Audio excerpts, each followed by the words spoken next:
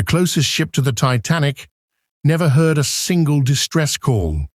Not because the message failed, not because the distance was too great, because the one man who could have heard it had switched his set off minutes earlier and gone to bed.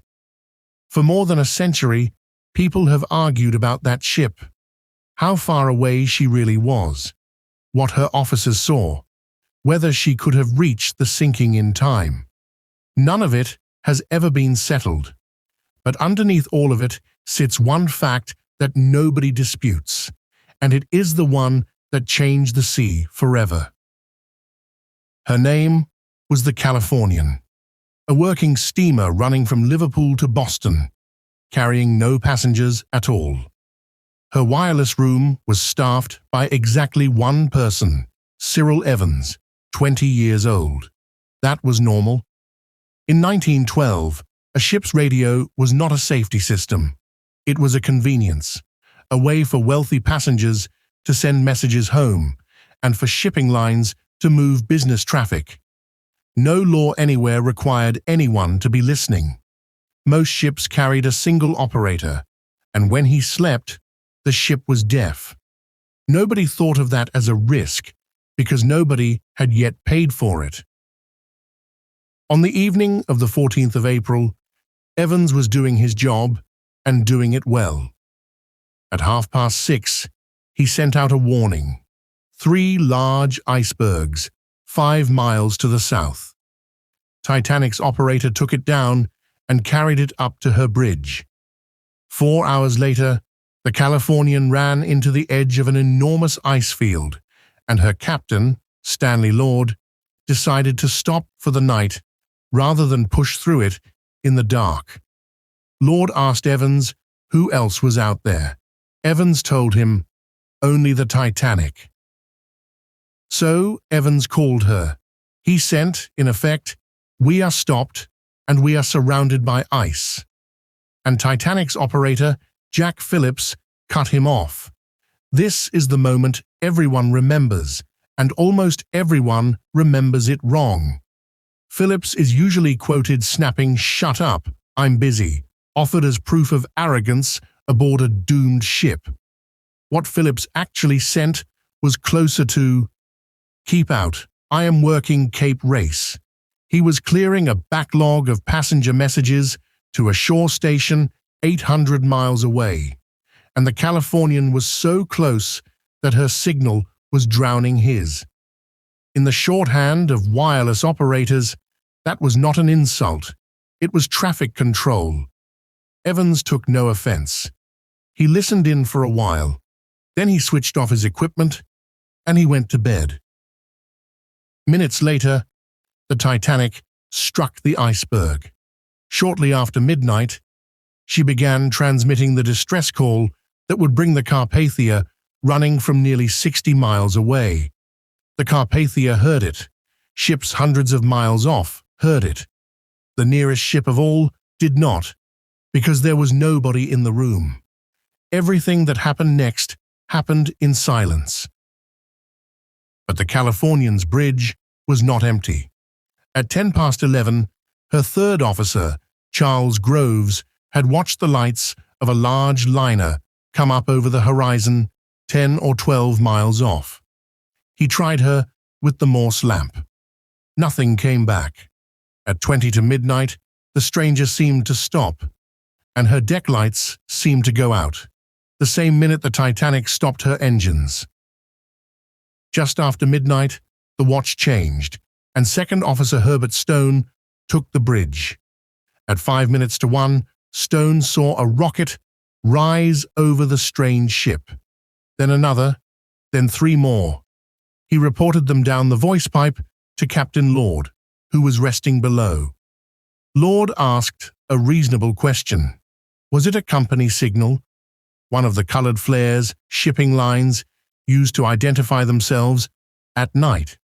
Stone didn't know.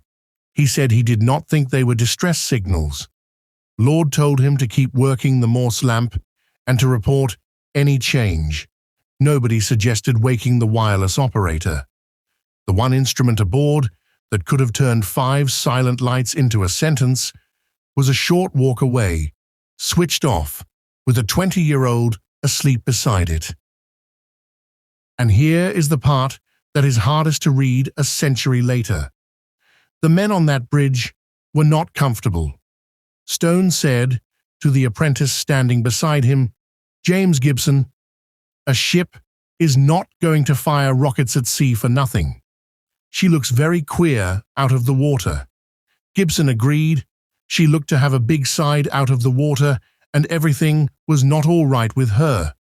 2 men, watching, uneasy, saying so out loud. By 2 o'clock, the stranger seemed to have gone. Gibson went below and told the captain, and that there had been 8 white rockets. Lord asked whether he was certain of the color. Gibson said he was, and left. 20 minutes later, the Titanic sank.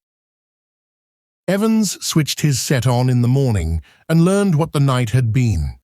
The Californian steamed to the position, crossed the ice field twice searching for people, and found the Carpathia already there, and nothing left to do.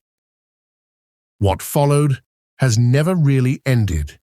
2 inquiries, one American and one British, concluded that the Californian had been closer than her captain claimed, and that had she answered, she might have saved many, if not all, of the lives that were lost. Lord said he had been 19.5 miles off. To one newspaper, he said 30. He was never charged with anything, which also meant there was no verdict for him to appeal, and he spent the rest of his life trying to clear his name. Then, in 1985, the wreck was found 13 miles from the position everyone had spent 70 years arguing from, and Britain reopened the file. The reappraisal is genuinely strange. One investigator concluded the ship the Californian watched all night was the Titanic. The other concluded it was probably some other vessel never identified. They agreed on 2 things. The rockets were seen, and the response fell far short. So the argument people have had for over 100 years, how far, whose fault, could she have made it, has no clean answer, and it probably never will. But strip every disputed mile away, and one fact is left standing that no one has ever contested.